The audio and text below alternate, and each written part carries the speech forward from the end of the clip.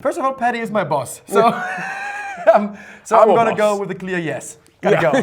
Guys, welcome back to another Q&A because it's I shouted proper loud. We're taking that. Let's do it. Oh! Welcome back to another Friday Q&A where Paddy is on a holiday. Ian is away as well, so we've had to draft in Nico. You weren't third choice. Well, thank you very much. Couldn't be You weren't happier. third. Bundesliga expert will put you down as. Anyway, let's get straight into your questions, which I'm hoping we'll have some answers to. So first off the bat, I'm it's from starting. you. So, Code Red with the question for you, Matt. Is the Ole Gunnar Solskjaer effect wearing off, and can United come back in the second leg? Yes, it is wearing off from his first few months. I think the whole new manager, the first few months and everything was kind of new, and he unleashed them from Mourinho, fair enough. But it's come to the business end of the season. They're playing big teams in big games that require really good tactical knowledge and big decisions, and it's not all his fault. Some of the players aren't good enough, but I'm not sure he's the man to sort of build a new dynasty, for example. Yeah, I still don't really get why they renewed his contract in the first place. How did you like them against Barcelona? I thought they did okay because Barcelona weren't very good. Yeah, Barcelona on a good day. Yeah, exactly. Yeah, I felt takes them like if apart. Barcelona would have played a good team, like a better team. Sorry, Man United fans. Yesterday they would have gotten into problems. Yeah, they would have been. The fact that Barcelona didn't play well and still won 1-0 says a lot. But also, we didn't finish second. Can they come back in the second leg? No. No. I mean, Sorry. Yeah. Actually, you know what? I said this about the PSG game as well. And they came back. Yeah. So okay. Right. Next up from M Newlands, who has said, "Who do you think will win the Champions League?" P.S. Please read my question out. I've been trying for at least 7 times. You made it, Newlands. Lucky number 8. So who will win the Champions League? So for me, the top 2 picks have to be Juventus Turin and FC Barcelona. Yeah. But if I had to put my money on a team, so first of all, I'm rooting for Ajax. You know, I want Amsterdam. Yeah. And they were amazing against Juventus again in the first leg. They're so fearless. They have no respect for older teams. If they can make it against Juventus, that could be a win that carries you anywhere, you know? Yeah. But if I would have to put money, I think I'd put money on Juventus. It's just like they're gonna somehow win the second leg. Nobody really knows why, and then they're already in the semis. And then from a team perspective, I'd say Barcelona have got the best team. However, you can't rule Juventus out with Ronaldo. Yeah, even if they play poorly. Yeah. Yesterday was the same story again. Yeah. Just came out of nowhere. Boom. Let's go. Unbelievable. All right, I got a quick fire for you, Matt, from Prithvi. Sorry, I butchered. No, that's actually pretty good, I think. Yeah? Prithvi. Well, there's no Prithvi. Yeah. Quick fire. We didn't take all of them, by the way, because there are way too many. Only the best ones. Who will win the top 5 leagues? Top 5 leagues. PSG, obviously, practically already won. Bayern Munich, I think, going to continue. Man City, Barcelona, pretty far ahead. And Juventus are miles ahead. Would have taken exactly the same teams. 100% agree. I think the Bundesliga and Premier League are the only 2 that are... Yeah, exactly. I kind of. There's still something going. Where's Paddy? Quick fire question. He's on holiday. I think he's returned to his native Australia to do whatever they do over there. Barbecue, I guess. Barbecue and, play with crocodiles Eating and kangaroos. Vegemite, yeah, that's hunting what he's doing. spiders. Yeah. How would Van Dijk versus Messi / Ronaldo go? So is it like both of them or either? Yeah, 2-on-1 would be pretty unfair. How would it go? Oof. It's hard to say directly. Neither of their styles would pit them very good against Van Dijk, but I think they're smart enough to avoid it. Yeah. If you're talking about a physical thing, Van Dijk would beat pretty much any striker, but Messi's would be far too clever, and Ronaldo for Van Dijk to, dodge him, pull out a bit, make some space in the box, and then come back, take the ball. I mean, I don't think either of them would enjoy a one-on-one. No, absolutely not. Certainly not. Oh, this is a good question because it's time for the truth. Yeah. Finally. Does Matt really support Spurs? Yes, of course. there were a few people actually in the comments the other day saying, he didn't support Spurs because, he's happy Harry Kane's injured. I was like, I wasn't happy.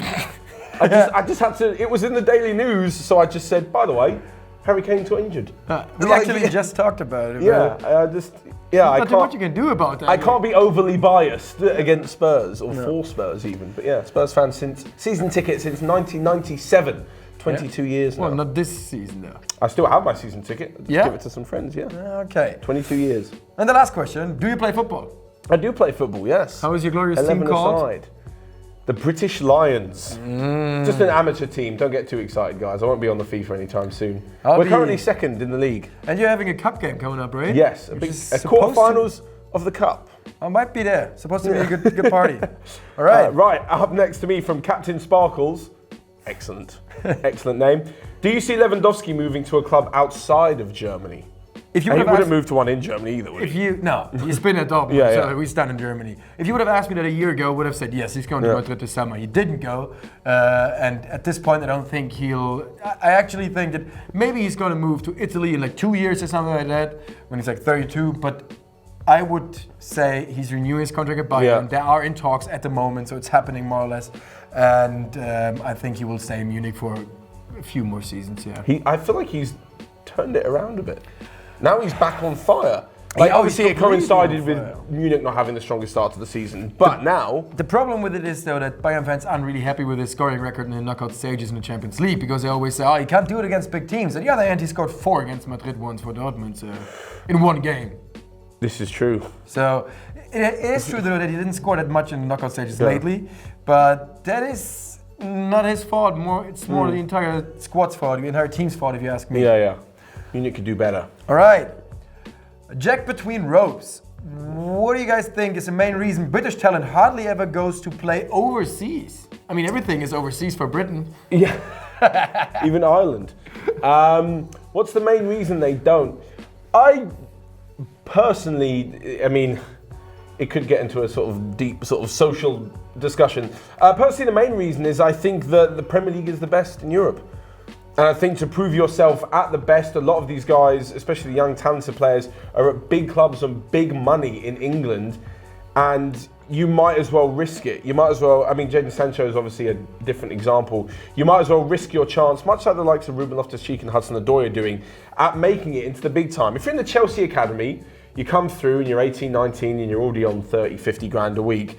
If you make it into the Chelsea first team, you're already at the top of the game.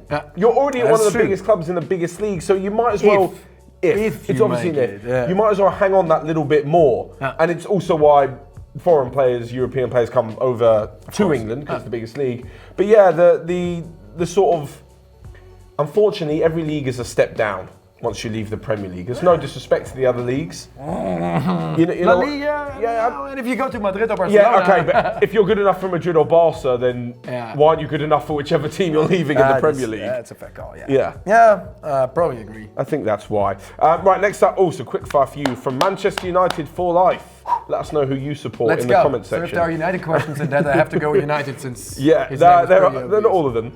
Diogo Dolo or Alexander Arnold? Shit. I'm going with Alexander Arnold here. Yeah, he's played far more games. Already going against Man United. Yeah, no, I mean, he's far more experienced. I really like the Diego Dalo, but both good. Not enough sample size. Jovic to Barcelona this summer. No, he's staying. He wants to stay one more season and then see if he can make the big step. Cool. Higuain to stay at Chelsea? I think so. I don't know. I think he wants it more than Chelsea do. Probably. They're going to have no choice if they got a transfer ban. Exactly, that's the problem. Wan-Bissaka to Man United? He's a right back too. So this brings us back to the same position. No, I'm going with another. No. Chilwell to Man City? That might be, I'm going with a yes here. I mean, Mendy is one of the best fullbacks in the world if he's fit, but he never is. If he's fit. And he has issues. I would say he has some mental issues sometimes. So yes. De Ligt to stay at Ajax for another year or to go anywhere but Barca? He's not staying for another year and he's going either Barca or Juventus. I feel like he really wants us to say that De Ligt is going to Man United. No, I'm sorry, it's not happening. I think that we sleep on Juve's case though. Yeah. I think Juve... And James Rodriguez to stay at Bayern? No. I can't see that happening. No. Okay.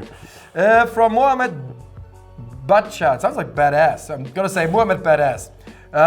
Your predictions on this year's Premier League Player of the Year. PFA, which means... PFA, Professional Footballers Association.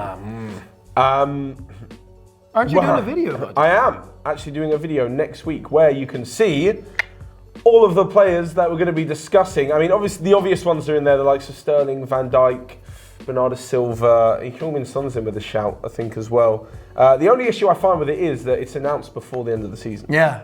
So whoever wins it, me a little bit. that's what I feel like could be the difference. That's not normally the case, but that could be the deciding factor between the likes of Sterling or Van Dijk. Yeah. Who wins the league? Who would you go with?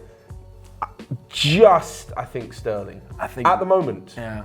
I think I'd go with Sterling too. But this is going to sound weird with a later question coming for me, but yeah. Okay, we'll discuss that later on. Yeah. So the next one, another quickfire round on some future players. So who's going to be better in the future? All right. Or have a better career? From Vignesh Mahadevan, who has said, right, Frankie de Jong or Declan Rice? Frankie de Jong. Good call. Vinicius Jr. or Pulisic? Vinicius Jr. by miles. Yeah. Luka Jovic or Nicolas Pepe? Well, they're quite different. Yeah, it's a winger and a striker, but I'm going with Jovic. I'm a Frankfurt fan, I'm going with Jovic. Callum Hudson-Odoi or Jadon Sancho? Sancho. But only because the sample size is bigger. We have seen him do it against grown men. Whichever team gets both of them on either wing, aside from England, obviously. But I believe in Callum Hudson-Odoi, so I think they're both going to be great. Gigi Donnarumma or Alban Lafont? Gigi. Okay, Gigi. Take it, Donnarumma. Would you disagree? No, I wouldn't disagree at all. So. Arun F's asks you, can you see Pogba to Real Madrid if Man United fail to get to the top 4 in the league? Yes, even if they do get into the top 4, I can see Pogba leaving. It's just one thing after another with him at Manchester United. For whatever reason, it's not working out. And I don't know, I feel like the Champions League nowadays has more of a pull, more of an attraction. And I know the Real Madrid are out, Manchester United are still in it. In the long run, there's far more Champions League pedigree from Real Madrid, and along the way, he's more likely to win a few more titles in La Liga as well. Yeah. So. And he kind of fits. Like Real Madrid, Pogba, it kind of seems like a match. Yeah, it really, really does. Along with Eden Hazard. Yeah. Maybe. Anyway, next up from Lewis Bourne, who said, Nico, explain to the English audience why Marco Marin is a legend. The former Chelsea player where it did not work out. Legend. And loaned out and sold to Bremen? Yeah, no, he came from Bremen from Bremen. Then he never returned to Germany, actually. He went to Sevilla, to Anderlecht, he was everywhere in the world. He's now playing for Red Star Belgrade, actually. He kind of became like a, cult figure, like in the German channel. We just adore him. It's just like there are very little players that have a vita like Marco Marin has, because he, like I just said, he played in Belgium and in Serbia and in Germany and in England and in Spain, and he just played everywhere on this planet. And he was dubbed the German Messi at the start of his career.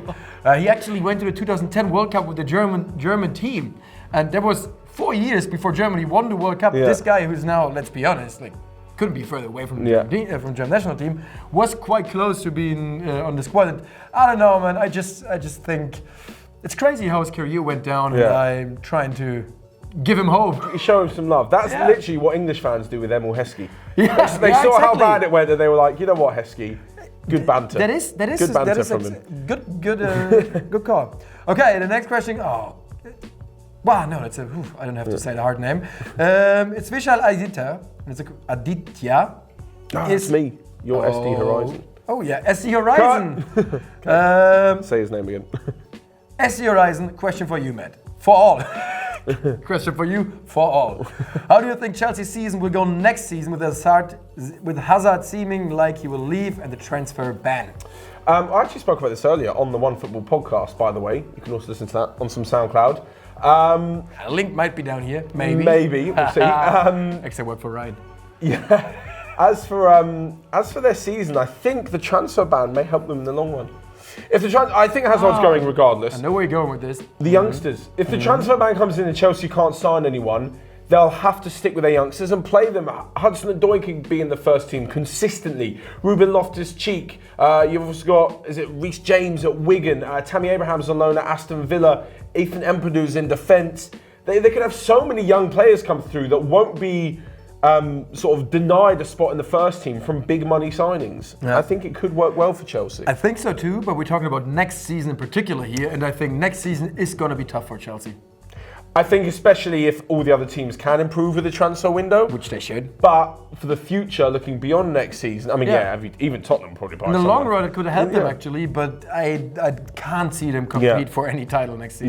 No, especially as I say, if the big guys go for the big signings. Right, next up from Vishal Aditya, who said, is Jose Mourinho going to become the next Bayern Munich manager if Nico Kovac is fired after the season? Will he be fired, first off? I think so.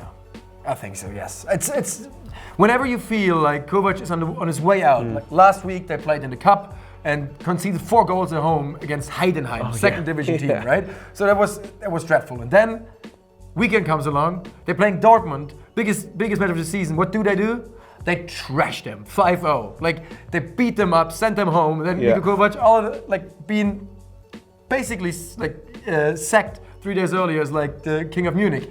But I don't think he'll be the coach next season, and I don't think Mourinho will be the coach because no, it's not going to happen. They have Hoeneß and Rummenigge, the chairman and the sporting director, and both, let's say, characters, strong characters, just like Mourinho, and I just can't see work there. Like whenever there were strong characters, like Ancelotti, he had issues with them. Guardiola actually came along perfectly with them, but not Mourinho. Not happening. Okay, now I have a quick fire for you from Chivudri Dipnil. Which club has the best youth academy in Europe? And he's even giving you a ranking. First, Ajax. Wait, is this quick fire? No, it's not a quick fire. Okay. I just said it. First, Ajax. Second, Borussia Dortmund. Third, Olympique Lyon. Fourth, Fiorentina. And fifth, Benfica. Wow, some good youth academies there. I'd still have to go with Ajax. Yeah.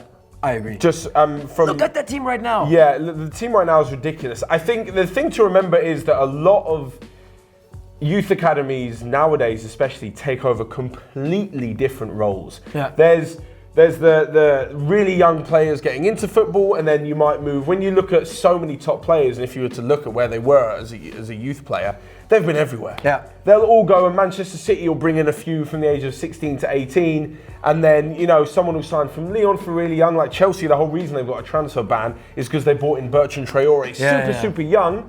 He was developed him, he was at Ajax and then Lyon again, and players move around so much more than they used to. It's not really having a small catchment area where you bring in the local guys and train them through. Yeah. It doesn't happen like that, especially Manchester City. I wanna name 3 academies so that I feel like we're missing out here. Yeah. First of all, obviously La Masia, Barcelona. Yeah, absolutely. They still produce plenty of talent to go all over Europe. Yeah. So does La Fabrica, which is Real Madrid. Yeah. And so does the Knappenschmiede, which is Schalke's youth academy. It's Schalke a brilliant massively. academy too.